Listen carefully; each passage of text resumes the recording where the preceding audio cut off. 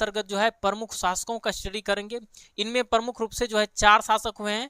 चारों शासक का क्या क्या उपलब्धि है और चारों शासकों में से सबसे प्रमुख शासक, सबसे महानतम सम्राट, ठीक है, कनिष्क होते हैं। ठीक है, और कनिष्क का ही इतिहास थोड़ा लंबा है, देख पा रहे हो, यहाँ से लेकर यहाँ तक। ठीक है, और जो भी शासक आता है जिसका बहुत ही सत्ता में जो है थोड़ा मोड़ा योगदान है, लेकिन बहुत मुख्य रूप से जो है कुषाण वंश में अगर इसका मेन हीरो समझा जाए, इसका प्रमुख कर्ता धर्ता समझा कुषाण वंश का, तो कौन है? कनिष्क। ठीक है, तो चलो समझते हैं सभी चीजों को। तो इसका जो है ना कुषाण का दूसरा नाम ना यूची है। मुख्य रूप से किताब में तुमको देखने को मिलेगा यूची। ठीक है, या इसके अलावा इसको तोचेरियन भी बोला जाता है, तोचेरियन जिसको कि तोखारी। ठीक है, ई कम देखने को मिलेगा तुमको। ठीक है, बड़ा अंडरगल सब नाम है, क्या सब नाम रख दिया, तोचेरियन तोखारी बहुत कम मिलेगा। मुख्य रूप से तुम्हारा जो नाम देखने को मिलेगा इतिहास में कहीं पर यूची। तो याद रखना कि यूची जो था कुषाण का ही दूसरा नाम था। किसका दूसरा नाम था? कुषाण का। अब हम जान के कुषाण का दूसरा नाम यूची था। ठीक है, उसके अलावा जानते हो कुषाण जो है इसका मूल निवास स्थान कहाँ था? चीन का सीमा, जिसको हम लोग जो है चीनी तुर्किस्तान बोलते हैं। चीन के आसपास जो तुर्किस्तान था, ठीक है, वहीं से आया था कौन? कुषाण लोग। ठीक है, अब जो है इसके प्रमुख शासकों की बात करें तो इसके अंतर्गत जो है 4 प्रमुख शासक हुए हैं। उनमें से कौन कौन सा है? कुजुल कटफिसस, विम कटफिसस, कनिष्क और हुविस्क। ठीक है, तो याद रह गया, कुषाण वंश के अंतर्गत 4 प्रमुख शासकों का आगमन होता है। कुजुल कटफिसस, विम कटफिसस, कनिष्क और हुविस्क। ठीक है, तो हम क्या बताए, चारों शासकों में से अगर सबसे शक्तिशाली कोई शासक बन के उभरता है तो कौन? कनिष्क। और कनिष्क ही कुषाण वंश को एक विशालता प्रदान करता है। ठीक है, चलो समझते हैं। तो पहले लिखा गया कुजुल कटफिसस का स्टडी करते हैं। कुजुल कटफिसस जो है इसे कुषाण वंश का संस्थापक माना जाता है। ठीक है, और इन्होंने कुषाण वंश की स्थापना जो है 15 ईस्वी में की है, और इसका शासन जो है, ठीक है, इसका शासन काल माना जाता है कुजुल कटफिसस का 15 से लेकर 65 ईस्वी वर्ष तक। ठीक है, कुजुल कटफिसस के बारे में इतना याद रखना है, इन्होंने जो है कुषाण वंश की स्थापना जो है 15 ईस्वी में करी है, और कुजुल कटफिसस का शासन काल जो है माना जाता है 15 से लेकर 65 ईस्वी तक। ठीक है, और इसे जो है संस्थापक माना जाता है। और साथ ही साथ इन्होंने कुजुल कटफिसस के द्वारा क्या करा जाता है, इनके द्वारा तांबे के सिक्के जारी किए जाते हैं। ठीक है, और रोमन सिक्कों की नकल करके, ठीक है, जैसे रोमन में तांबे का सिक्का जारी किया जाता है, उसी का नकल करके कुजुल कटफिसस ने जो है तांबे के सिक्के चलाए। किसका कॉपी किया था? रोमन के सिक्कों का। ठीक है, रोमन में भी तांबे का सिक्का चलता था, उसी का कॉपी करके कुजुल कटफिसस ने भी कुषाण साम्राज्य में क्या करता है? तांबे के सिक्के जारी करते हैं। ठीक है, तो यहां तक क्लियर? क्या समझे? पहला शासक के बारे में यही याद रहा कि यह जो कुजुल कटफिसस जो है इन्होंने कुषाण वंश की स्थापना जो है 15 ईस्वी में करी है, और इसका शासन काल 15 से 65 ईस्वी तक है। ठीक है, और इन्हें जो है संस्थापक माना जाता है, यानी कहेगा कुषाण वंश की स्थापना किसने करी? कुजुल कटफिसस ने। और इन्होंने जो है कैसा सिक्का जारी किया? तांबे का सिक्का जारी किया। ठीक है, किसका नकल करके? रोमन लोगों का नकल करके। ठीक है, यहां तक क्लियर? अब अगला जो शासक आता है विम कटफिसस। ठीक है, और विम कटफिसस का शासन काल 65 से लेकर 78 ईस्वी तक। ठीक है, कहेगा कुषाण वंश की स्थापना किसने करी? कुजुल कटफिसस। यहां अगर पूछेगा कुषाण वंश का जो है वास्तविक संस्थापक कौन है? विम कटफिसस। कौन है? विम कटफिसस, जो कि कुजुल कटफिसस का ही कौन है? उत्तराधिकारी है। ठीक है, उस विम कटफिसस जानते हो सिंधु नदी को पार करके, ठीक है, पंजाब प्रांत और तक्षशिला पर अधिकार कर लेता है। तो इनका सबसे बड़ा उपलब्धि है, तो ये भी याद रखना। विम कटफिसस ने किस पर विजय प्राप्त किया? तक्षशिला और पंजाब पर। ठीक है, कैसे प्राप्त किया? इन्हें पहले जो है सिंधु नदी को पार करना पड़ा, नहीं, नदी को पार करके फिर जाकर तक्षशिला और पंजाब, ठीक है, किस पर तक्षशिला और पंजाब पर अधिकार कर लेता है। उसके बाद इसके द्वारा जानते हो कुजुल कटफिसस के द्वारा तांबे के सिक्के चलाए गए, और जैसे आगे जब बढ़ते हैं इसका जब उत्तराधिकारी का शासन आता है विम कटफिसस का, इसके द्वारा जो सोने के सिक्के चलाए जाते हैं। किसके सिक्के? सोने के सिक्के। ठीक है, और सोने के सिक्के जब चलाए जाते हैं इनको जो है 2 लिपियों में ढाला जाता है। पहला लिपि है यूनानी और उसके बाद खरोष्टी। अब जब आगे बढ़ते हैं, जानते हो अब विम कटफिसस जो शैव मतानुयायी था, शैव धर्म को मानता था, तो क्वेश्चन भी पूछ लेगा कि विम कटफिसस किस धर्म का अनुयायी था? ठीक है, शैव धर्म का। और इन्होंने जब शैव धर्म का मतानुयायी होने के नाते इन्होंने क्या करा? महेश्वर की उपाधि धारण की। चूंकि हम जानते हैं महेश्वर शिव का ही दूसरा नाम है। ठीक है, तक हो गया। अब जानते हैं सिक्कों पर इन्होंने क्या करा? जब शैव धर्म को मानने वाला था, शैव धर्म के प्रचार प्रसार के बारे में तो कुछ करेगा, तो पहला तो इन्होंने उपाधि धारण कर लिया महेश्वर। दूसरा क्या करता है? सिक्कों पर जो शिव का, नदी का और त्रिशूल का आकृति उन्होंने ढालता है। ठीक है, उनके द्वारा ढाला जाता है। तो समझो, यहाँ तक समझ गए कि यह जो है सोने के सिक्के जब जारी करते हैं उन पर जो है क्या किसका किसका, शिव का, नदी का और त्रिशूल का, शिव और नदी और त्रिशूल का चित्र उस पर बनवाते हैं, ठीक है, और महेश्वर नाम की उपाधि धारण करते हैं। इसके अन्य उपाधियों की बात करें, इसके अलावा बहुत सारा इनके द्वारा उपाधि को अपनाया गया।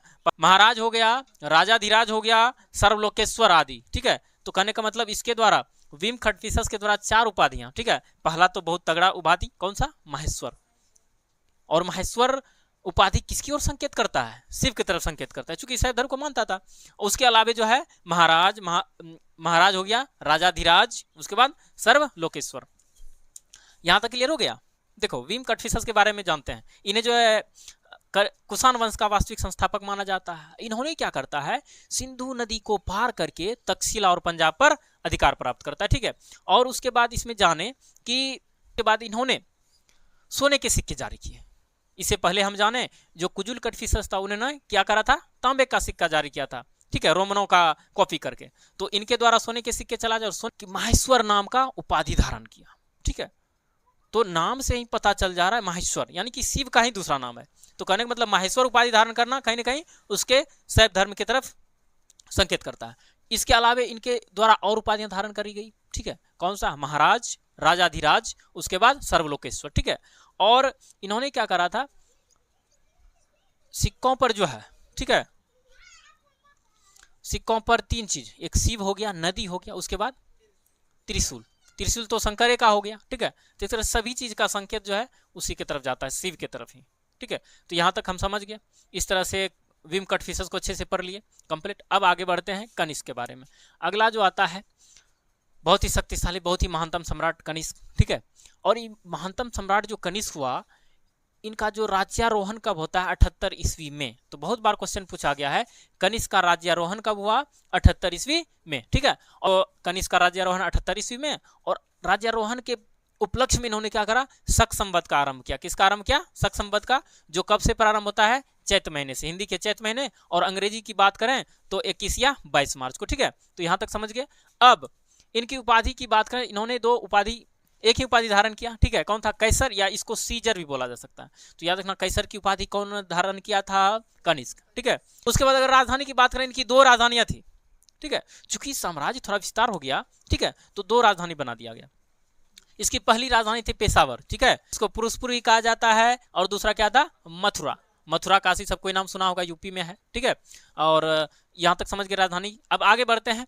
इनके द्वारा जो ना कश्मीर विजय किया, मतलब कश्मीर पर आक्रमण जब किया, तो इनके द्वारा, कनिष्क के द्वारा कश्मीर को भी जीत लिया गया। और कश्मीर को जीतकर, कश्मीर पर विजय प्राप्त करके वहां पर इन्होंने कनिष्कपुर बसाया, ठीक है। चूंकि अपने नाम पर नगर बसाया, ठीक है, चूंकि कनिष्क के द्वारा। तो नॉर्मली क्वेश्चन है कि अगर क्वेश्चन पूछ ले कि कनिष्कपुर किसके द्वारा बसाया गया था, कनिष्क के द्वारा, चूंकि अपने नाम पर है रिलेट करके, तो कुछ में इसमें ज्यादा डाउट नहीं होगा। तो हो गया, इनके द्वारा कश्मीर पर विजय प्राप्त किया गया और वहां पर कौन सा नगर बसा गया, कनिष्कपुर, ठीक है। उसके बाद आगे बढ़ते हैं। यह जो है बौद्ध धर्म का मतानुयायी था। समझो जरा, इसका जो अगला था, ठीक है, इसका जो पूर्वज था विम कटफिशस, वो किस धर्म का था, शैव धर्म को मानते थे। और जैसे आगे बढ़ते हैं, ठीक है, अगला इसका उत्तराधिकारी जब आता है, कहने का मतलब कि विम कटफिशस जो है, इसका विम कटफिशस खुद तो शैव धर्म को मानने वाले हो गए। इसका जब उत्तराधिकारी आता है कनिष्क, वो किस धर्म को मानते हैं, बौद्ध धर्म को, ठीक है। देखो बौद्ध धर्म का मतानुयायी। और इन्होंने क्या करता है, बौद्ध धर्म का मतानुयायी होने के नाते क्या करा, इन्होंने बहुत सारा बौद्ध विहार का निर्माण कराया, ठीक है। उसके बाद स्तूपों का निर्माण कराया। तो इसके द्वारा एक स्तूप बना गया था, कहां पर जानते हो, इनकी राजधानी जो थी, पहली राजधानी पेशावर, जिसको पुरुषपुर भी कहा जाता है, यहीं पर एक स्तूप बनाया। तो क्वेश्चन पूछा जाएगा, लिखे नहीं है, जरा ध्यान दो कि पेशावर या पुरुषपुर स्तूप किसके द्वारा बनाया गया था, तो किसके द्वारा, कनिष्क के द्वारा। चूंकि कनिष्क की राजधानी थी तो वहीं पर एक स्तूप बनाया गया, ठीक है। तो याद रख लेना, पेशावर स्तूप किसके द्वारा बनाया गया था, कनिष्क के द्वारा। उसके बाद जानते हो, चूंकि बौद्ध धर्म को मान रहे हैं, तो क्या होता है, इसके शासनकाल में बौद्ध धर्म का चतुर्थ बौद्ध संगीति होता है। अब बौद्ध संगीति क्या है, हम लोग इसको बौद्ध धर्म में अच्छे से पढ़ेंगे जब इसका क्लास करेंगे। तो पता ना, गौतम बुद्ध की मृत्यु के बाद उनके धर्म का चर्चा करने के लिए, ठीक है, संगीतियां बुलाई गई थी। 4 संगीति हुआ है, ठीक। इंपॉर्टेंट, यहां से क्वेश्चन बनेगा ही बनेगा बौद्ध संगीति से। तो क्वेश्चन पूछेगा, पहला क्वेश्चन, एक चतुर्थ बौद्ध संगीति किसके शासनकाल में हुआ? कनिष्क के शासनकाल में। कहां पर हुआ? तो यहां पर लिखे राजा हो गया कनिष्क, स्थान कुंडलवन में हुआ था, कश्मीर में, ठीक है, कश्मीर में ही हुआ था, कुंडलवन में।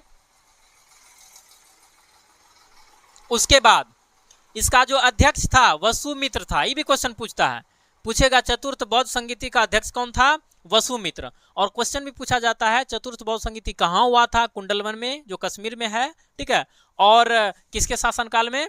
कनिष्क में। इसमें एक ट्रिक है, याद रखना, ठीक है, कनिष्क, कश्मीर, कुंडलवन, ठीक है, याद रखना। तो कश्मीर, को से कश्मीर हो गया, को से कुंडलवन हो गया, को से कनिष्क हो गया। तो कनिष्क के शासनकाल में चतुर्थ बौद्ध संगीति हुआ, कुंडलवन, कश्मीर में, ठीक है, को सब है। तो इज दैट क्लियर? समझ में आ गया ना? इसको कैसे याद रखना है। और अध्यक्ष की बात करें, अध्यक्ष कौन था? वसुमित्र। अब आगे बढ़ते हैं। जानते हो गांधार और मथुरा कला शैली का विकास जो है ना, इसी के शासनकाल में, कनिष्क के शासनकाल में। क्वेश्चन भी अगर कहीं पर दिख जाए जाने अनजाने में कि गांधार कला और मथुरा कला का विकास किसके शासनकाल में हुआ? तो कनिष्क के शासनकाल में, ठीक है। अब जानते हैं इन्होंने पाटलिपुत्रा पर भी आक्रमण करा। तो पाटलिपुत्रा पर जब आक्रमण करता है तो यहां से देखो क्या क्या पॉइंट्स बनता है। तो पहला तो अश्वघोष, एक जो प्रसिद्ध दार्शनिक था, इसको लेके चला जाता है, ठीक है, कौन? कनिष्क। एक अश्वघोष को ले गया, साथ ही साथ बुद्ध का जो भिक्षा पात्र था, यानी कि गौतम बुद्ध का जो कटोरा था, ठीक है, भिक्षा मांगने वाला कह सकते हैं ना, जो महापुरुष होता है उसका जो है, जैसे गांधी जी का चश्मा उस्मा भी रखा हुआ है अच्छे से संग्रहालय में, ठीक है, कहता हाँ ये गांधी जी का चश्मा है, या भगत सिंह का पेन है जिससे लिखा करता था, ठीक है, हाँ ये भगत सिंह, कहते हैं हाँ ये गांधी जी का रस्सी था, इसे बकरिया जोड़ता था गांधी जी, ठीक है, वो सब चीज़ हम रखे हैं संग्रहालय में, ठीक है। उसी प्रकार से जो है बुद्ध का जो भिक्षा पात्र था रखा हुआ पाटलिपुत्रा में, और ये उठा पुठा के भाग जाता है, कौन? कनिष्क।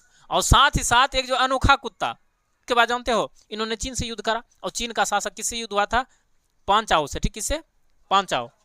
अब पांचाओ से जब युद्ध किया ना, तो 2 बार युद्ध का, पहले युद्ध में तो हार गया, फिर से आक्रमण करता है तो फिर जीत जाता है, ठीक है। तो यहाँ पर लिखा गया पराजय व विजय, यानी कि शुरुआत में जब पहला बार आक्रमण करता है, ठीक है, चीन पर, तो पांचाओ से जब युद्ध होता है तो प्रथम बार पराजय का सामना करना पड़ता है, दूसरे बार फिर विजय प्राप्त कर लेता है, ठीक है।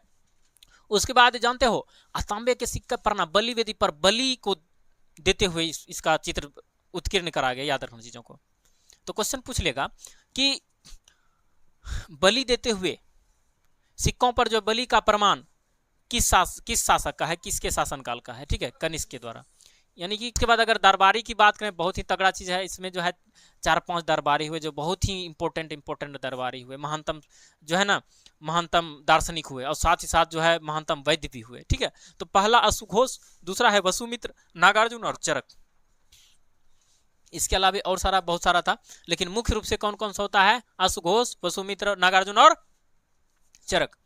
तो अश्वघोष के बारे में क्या पॉइंट से जरा ध्यान दो। अश्वघोष के द्वारा जब बुद्ध चरित की रचना की गई है, तो याद रखना बुद्ध चरित की रचना किसने की? अश्वघोष ने। और सूत्र अलंकार, ठीक है, सूत्र अलंकार की भी रचना किसने की है? अश्वघोष ने। और यह उपाध्यक्ष, कहने का मतलब उपाध्यक्ष लिखने का हम यही मतलब है कि चतुर्थ बौद्ध संगीति का क्या था? उपाध्यक्ष था, ठीक है। अध्यक्ष तो वसुमित्र हो गया, जिसको हम आगे पढ़ेंगे। देखो अध्यक्ष यहाँ पर लिखा गया है, यानी कि चतुर्थ बौद्ध संगीति का अध्यक्ष कौन था? वसुमित्र। उपाध्यक्ष कौन था? अश्वघोष, ठीक है। तो अश्वघोष के बारे में जान गए, इन्होंने बुद्ध चरित की रचना की और सूत्र अलंकार का भी रचना की, ठीक है। और साथ ही साथ जो है क्या था? उपाध्यक्ष। किसका उपाध्यक्ष था? चतुर्थ बौद्ध संगीति का। अब आगे बढ़ते हैं वसुमित्र के बारे में। अब वसुमित्र जानते हो चतुर्थ बौद्ध संगीति का कौन था? अध्यक्ष। और इन्होंने जो है महाविभाष्य शास्त्र की रचना की, ठीक है। पुस्तक का नाम है महाविभाष्य शास्त्र। बहुत बार क्वेश्चन पूछा गया, क्वेश्चन पूछेगा महाविभाष्य शास्त्र की रचना किसने की? तो वसुमित्र ने। और इसे जो है ना बौद्ध धर्म का विश्वकोश कहा जाता है। बहुत ही तगड़ा क्वेश्चन। बौद्ध धर्म का जो विश्वकोश है किस ग्रंथ का कहा जाता है? महाविभाष्य शास्त्र को, ठीक है। बढ़ते हैं नागार्जुन। नागार्जुन का जानते हो इसके बारे में क्या पॉइंट्स है? नागार्जुन को जो है इसका तुलना मार्टिन लूथर से किया जाता है। और इन्होंने जो माध्यमिक सूत्र की रचना की, इसके ग्रंथ का नाम क्या है? माध्यमिक सूत्र। और इसी माध्यमिक सूत्र में जो है इन्होंने सापेक्षता का सिद्धांत भी प्रतिपादित किया। तो क्वेश्चन पूछिएगा अगर सापेक्षता का सिद्धांत किसके द्वारा प्रतिपादित किया गया था? तो नागार्जुन के द्वारा। और नागार्जुन के द्वारा किस ग्रंथ की रचना की गई? माध्यमिक सूत्र, ठीक है। और किसके साथ किसका दरबारी था? कनिष्क का। किसका? कनिष्क का। आगे बढ़ते हैं चरक। चरक संहिता के बारे में कौन नहीं जानता होगा, ठीक है। चरक संहिता, जिसके अंतर्गत हम जानते हैं चिकित्सा शास्त्र का प्रमुख ग्रंथ है, ठीक है। तो ये चरक संहिता इसके द्वारा लिखा गया, चरक के द्वारा। और यह जो है राजवैद्य था, यानी कि कुषाण वंश का कौन था? राजवैद्य। ये तुम्हारा हो गया कनिष्क के बारे में। अब हुविस्क के बारे में क्या याद रखना है, यह जो है वासिष्क का उत्तराधिकारी था। कहने का मतलब हुविस्क से पहले कौन शासन में आया है? वासिष्क, ठीक है। उसके बाद कश्मीर में जानते हैं हुविस्कपुर या हुवस्कपुर, ठीक है, हुस्कपुर, इसकी रचना किसके द्वारा किया गया है? हुविस्क। और नाम ये देखो ना मैच कर रहा है, कनिष्क के द्वारा कनिष्कपुर कश्मीर में, और फिर कश्मीर में जो है हुविस्क के द्वारा हुविस्कपुर का स्थापना किया जाता है, ठीक है, नगर बसाया जाता है। इसकी जानकारी हमें राजतरंगिणी से मिलती है, और राजतरंगिणी बताए थे किसके द्वारा लिखा गया है? कलहन के द्वारा। किसके द्वारा? कलहन के द्वारा। अब जानते हैं इन्होंने सिक्कों पर जो शिव, स्कंद और विष्णु का चित्र बनवाया था, ठीक है। और साथ ही साथ हम अब कुषाण वंश का अंतिम महानतम सम्राट कौन हुए? वासुदेव। उसके बाद जो है कुषाण वंश का अंत हो जाता है। तो ग्रीक को पढ़े, शक को पढ़े, पहलव को, पार्थियन को पढ़े, और लास्ट किसको पढ़ने वाले? कुषाण को। कुषाण वंश के अंतर्गत ये याद रखना, इसका जो अन्य नाम यूची है। क्या है? यूची। और इसके अंतर्गत इसका अगर स्थान, मूल निवास स्थान की बात करें, यह जो चीन की सीमा पर, ठीक है, चीनी तुर्किस्तान के आसपास का इसका मूल निवास स्थान है, ठीक है, याद रख लेना। तो कहां से अगर क्वेश्चन पूछ ले, यूची यानी कि कुषाण लोग कहां से भारत आए थे, तो चीन की सीमा पर जो अवस्थित है, जिसको हम लोग चीनी तुर्किस्तान भी कहते हैं, ठीक है, यहीं पर इसका क्या था? मूल निवास स्थान। प्रमुख शासकों की बात करें तो 4 प्रमुख राजा इसके अंतर्गत हुए हैं। पहला कुजुलकटफिसस, विमकटफिसस, ठीक है, कनिष्क, उसके बाद हुविस्क, ठीक है। और इन चारों में से सबसे अगर शक्तिशाली की बात करें तो कनिष्क, ठीक है। तो अब हम स्टडी करते हैं इसका। सबसे पहले आते हैं हम लोग, पहला शासक कौन सा है? कुजुलकटफिसस। कुजुलकटफिसस के बारे में याद रखना कि कुजुलकटफिसस जो है, इसे कुषाण वंश का संस्थापक माना जाता है, और साथ ही साथ इन्होंने रोमन का नकल करके, ठीक है, तांबे का सिक्का चलाया। तो 2 बातें क्लियर कुजुलकटफिसस के बारे में। इन्होंने जो है कुषाण वंश की स्थापना 15 ईस्वी पूर्व में करी, 15 ईस्वी में इन्होंने कुषाण वंश की स्थापना की, और कब तक शासन किया? 65 ईस्वी तक, ठीक है। 15 से 65 इसका राज्यकाल हो गया, शासनकाल हो गया। और इनके द्वारा जो है स्थापना करी गई 15 ईस्वी में, और इनके द्वारा जो है तांबे के सिक्के चला गए, किसकी नकल करके? रोमन का नकल करके। उसके बाद आगे बढ़ते हैं, अगला हमारा विमकटफिसस। विमकटफिसस के बारे में इतना याद रखना, इन्हें वास्तविक संस्थापक माना जाता है कुषाण वंश का। वास्तविक संस्थापक होने के साथ साथ इसके बारे में क्या मुख्य विशेषता है, इसको समझते हैं। इनके द्वारा जो है तक्षशिला और पंजाब पर अधिकार किया गया, और अधिकार करने के लिए इन्हें क्या करना पड़ा? कितना मेहनत करना पड़ा? इसे सिंधु नदी को पार करके जाना पड़ा। किस पर आक्रमण करने? तक्षशिला और पंजाब पर। और अंततः तक्षशिला और पंजाब को अपने अधिकार, अपने साम्राज्य में मिला लेता है। उसके बाद याद रखना है, यह जो है शैव धर्म का मतानुयायी था। किसका मतानुयायी था? शैव धर्म को मानते थे, और इसके नाते इनके द्वारा क्या करा गया? माहेश्वर नाम का उपाधि धारण किया गया, ठीक है। कौन सा उपाधि धारण किया गया? माहेश्वर, ठीक है। और माहेश्वर नाम का उपाधि धारण किया गया। इसके अलावे इनके द्वारा जो है महाराज, राजाधिराज, उसके बाद सर्वलोकेश्वर, ठीक है, ठीक है, सर्वलोकेश्वर इत्यादि इनके द्वारा उपाधि धारण किया जाता है। इसका जो पूर्वज था कुजुलकटफिसस, वो करता है तांबे का सिक्का जारी, और जैसे विमकटफिसस आता है, इनके द्वारा सोने का सिक्का जारी किया जाता है, ठीक है। और सोने का सिक्का जब जारी करता है, इनमें सिक्कों में 2 लिपियां, एक यूनानी दूसरा खरोष्टी, 2 लिपियों में सिक्का चला जाता है। उसके बाद इनके सिक्कों पर जो शिव, नदी और त्रिशूल का चित्र बना हुआ होता है, ठीक है। इतना हम समझ गए विमकटफिसस के बारे में, ठीक है। अब आगे बढ़ते हैं कनिष्क के बारे में। कनिष्क के बारे में इतना याद रखना है, कनिष्क यह महानतम सम्राट हुआ, और इनके द्वारा, और इनका जो राज्यारोहण 78 ईस्वी में हुआ है, तब हुआ था 78 ईस्वी में। और राज्यारोहण के उपलक्ष्य में इन्होंने शक संवत आरंभ की, और शक संवत वही शक संवत जिसको वर्तमान में भारत सरकार मान रही है, चला रही है, ठीक है। और शक संवत के अनुसार क्या होता है, वर्ष जो है कब प्रारंभ होता है? चैत महीने से, हिंदी के चैत महीने से, और अंग्रेजी महीने की बात करें तो 21 या 22 मार्च को आरंभ होता है, ठीक है। तो शक संवत चलाने का श्रेय किसको जाता है? कनिष्क को। उसके बाद अब आगे बढ़ते हैं, इनके द्वारा कैसर की उपाधि धारण की गई। बस इनका 2 राजधानी, पहला पेशावर जिसको पुरुषपुर भी बोला जाता है, और दूसरा मथुरा। तो क्लियर, कनिष्क के द्वारा कितनी राजधानियां? 2। अब आगे बढ़ते हैं, इन्होंने कश्मीर पर विजय प्राप्त करके वहां पर कौन सा नगर बसाया? कनिष्कपुर, अपने नाम, अपने ही नाम पर, ठीक है। उसके बाद यह जो है बौद्ध धर्म का मतानुयायी था, बौद्ध धर्म को मानते थे। जैसे इसका हम पढ़े, अभी जस्ट पढ़े हैं कि इसका जो पूर्वज था विम कटफिशस, किसको मानते थे? शैव धर्म को। और जैसे इसका उत्तराधिकारी आता है, विम कटफिशस का उत्तराधिकारी कनिष्क आता है, किस धर्म को मानने लगता है? बौद्ध धर्म को। और बौद्ध धर्म को मानने के नाते क्या करता है? बौद्ध विहारों का निर्माण करता है, बहुत सारे स्तूपों का निर्माण करता है। तो उन स्तूपों में जो है एक स्तूप इसका प्रसिद्ध है, कौन सा? पेशावर स्तूप, ठीक है। पेशावर स्तूप बोलो या पुरुषपुर स्तूप बोलो, तो इस किसके द्वारा बनाया गया था? कनिष्क द्वारा। अब जानते हो इसके शासनकाल में जो है चतुर्थ बौद्ध संगीति हुई है। चतुर्थ बौद्ध संगीति, तो पहला क्वेश्चन, चतुर्थ बौद्ध संगीति किसके शासनकाल में हुई? कनिष्क के शासनकाल में। कहां पर हुई? कुंडलवन, कश्मीर में। इसका अध्यक्ष कौन था? वसुमित्र। इसका अध्यक्ष कौन था? वसुमित्र। अगर उपाध्यक्ष की बात करें तो कौन था? अश्वघोष। इस तरह से हम जान गए, ठीक है, चतुर्थ बौद्ध संगीति के बारे में। अब आगे बढ़ते हैं, इनके शासनकाल में मथुरा और गांधार कला शैली का भी विकास हुआ है, ठीक है। अब जस्ट आगे जब बढ़ते हैं, पाटलिपुत्रा पर आक्रमण करता है, यहाँ से 3 चीजें ले जाता है। पहला, अश्वघोष नाम का एक प्रसिद्ध दार्शनिक, और दूसरा गौतम बुद्ध का जो था भिक्षा मांगने वाला कटोरा, ठीक है, भिक्षा पात्र, उसको ले गए, और साथ ही साथ एक कुत्ता ले गया, ठीक है, जो कि अनोखा कुत्ता था। उसके बाद इन्होंने चीन के साथ जब युद्ध करी, ठीक है, और चीन का शासक कौन था? पान चाओ। कौन था? पान चाओ। पान चाओ से युद्ध करता है, एक बार हारता है फिर जीतता है। उसके बाद आगे बढ़ते हैं, इनके द्वारा जो तांबे का सिक्का चलाया गया, ठीक है, उस पर जो है बलि वेदी पर जो है पशु बलि का चित्र बना हुआ है, ठीक है, याद रख लेना, बहुत तगड़ा क्वेश्चन, कि सिक्के पर जो है पशु बलि का प्रमाण किसके शासनकाल का है? कनिष्क के शासनकाल का। अब दरबारी के बारे में इतना याद रखना, इसके अंतर्गत जो है 4 प्रमुख दरबारी होते हैं, ठीक है, अश्वघोष, वसुमित्र, ठीक है, नागार्जुन और चरक। अश्वघोष के बारे में इनके द्वारा बुद्ध चरित्र की रचना करी जाती है, साथ ही साथ सूत्र अलंकार का रचना किया जाता है, और जो है चतुर्थ बौद्ध संगीति का उपाध्यक्ष था। वसुमित्र के बारे में इतना जाने, वसुमित्र अध्यक्ष था, और इन्होंने क्या करा? ठीक है, महाविभाष शास्त्र की रचना करी, जिसको बौद्ध धर्म का विश्वकोश कहा जाता है। क्या कहा जाता है? विश्वकोश। क्वेश्चन पूछेगा विश्वकोश किसको कहा जाता है, ठीक है, महाविभाषा शास्त्र को। और महाविभाष शास्त्र किसके द्वारा लिखा गया?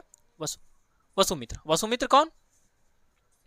कनिष्क का दरबारी, ठीक है, और साथ ही साथ चतुर्थ बौद्ध संगीति का अध्यक्ष। अब आगे बढ़ते हैं, नागार्जुन। नागार्जुन क्वेश्चन पूछे, नागार्जुन की तुलना किससे की जाती है? मार्टिन लूथर किंग जूनियर से, ठीक है, मार्टिन लूथर से, और इनके द्वारा माध्यमिक सूत्र की रचना की जाती है, और इसी माध्यमिक सूत्र में इन्होंने क्या करता है? सापेक्षता का सिद्धांत भी प्रतिपादित करता है। नेक्स्ट अगला है चरक। चरक के बारे में ध्यान रखना है, इन्होंने चरक संहिता की रचना की, और यह कुषाण वंश का राजवैद्य था। क्या था? राजवैद्य, ठीक है, डॉक्टर थे का चिकित्सक। उसके बाद जब हुविस के बारे में आते हैं, तो हुविस जो है वासिष्क का उत्तराधिकारी, यानी कि हुविस से पहले कौन हुए हैं? वासिष्क। कौन हुए हैं? वासिष्क, ठीक है। उसके बाद इन्होंने कश्मीर में क्या करता है? हुविस्कपुर नामक एक नगर बसाता है। जैसे कनिष्क ने जो है कश्मीर में कनिष्कपुर बसाया, उसी तरह हुविस्क ने कश्मीर में क्या बसाया? हुविस्कपुर, ठीक है। और इनकी जानकारी में कहाँ मिलता है? राजतरंगिणी। और राजतरंगिणी किसके द्वारा? कलन के द्वारा लिखा गया है।